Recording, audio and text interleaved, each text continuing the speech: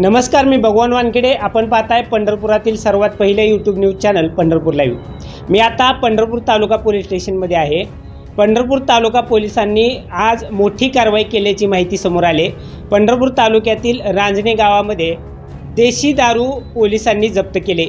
या संदर्भात आपण पोलीस निरीक्षक मुजावर साहेब आपल्यासोबत आहेत. त्यांच्याकडून जाणून घेऊया की नेमकी कशा पद्धतीनं पोलिसांनी ही कारवाई केली होती.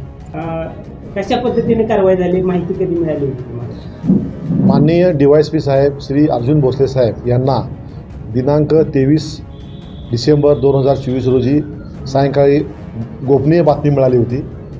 बातमीच्या आधारे माननीय DYSP श्री भोसले साहेब यांनी पोलीस पथक, त्यामध्ये DYSP साहेबांच्या कार्यालयातील स्टाफ आणि आमच्या पोलीस स्टेशनचा स्टाफ सर्व रांजणे गावामध्ये पाठवून बातमीच्या ठिकाणी यातील आरोपी प्रदीप अवताडे याचे राहते घरी वस्तीवरती शेतामध्ये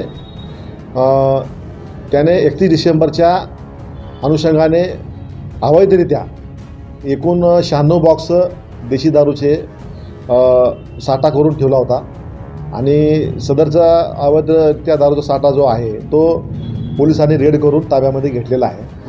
आणि त्यामध्ये आरोपी प्रदीप अवताडे याच्याविरुद्ध मुंबई दारूबंदी कायदा कलम 65 प्रमाणे पंढरपूर तालुका पोलीस स्टेशन येथे गुन्हा दाखल करण्यात आलेला आहे.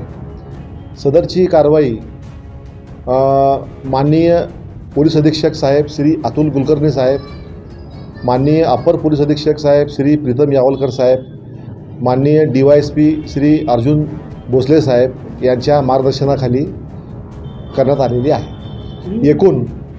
एकूण 3,27,000 रुपयाचा देशी दारू साठा जप्त करण्यात आलेला आहे.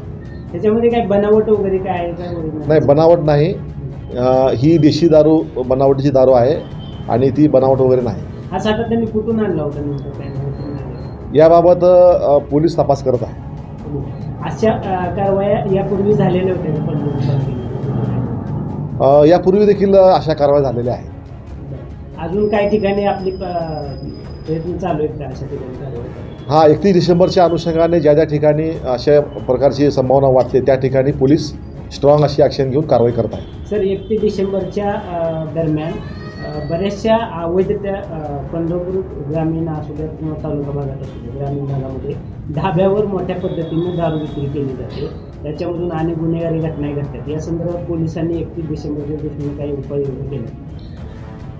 या संदर्भात 31 डिसेंबरच्या अनुषंगाने माननीय DYSP श्री अर्जुन भोसले साहेब यांच्या मार्गदर्शनाखाली पंढरपूर तालुका, पंढरपूर ग्रामीण, पंढरपूर शहर आणि करकम पोलीस स्टेशन या ठिकाणी विविध भागामध्ये कारवाई करण्यासाठी पथके तयार करण्यात आलेली आहेत. ती पथके धाब्यावरती ज्या ठिकाणी संभावना आहे अशा ठिकाणी रेड करून कारवाई करत आहे. या निमित्ताने तालुका पोलीस ठाणे हद्दीतील आपल्या ग्रामस्थांना काय आवाहन करायचं?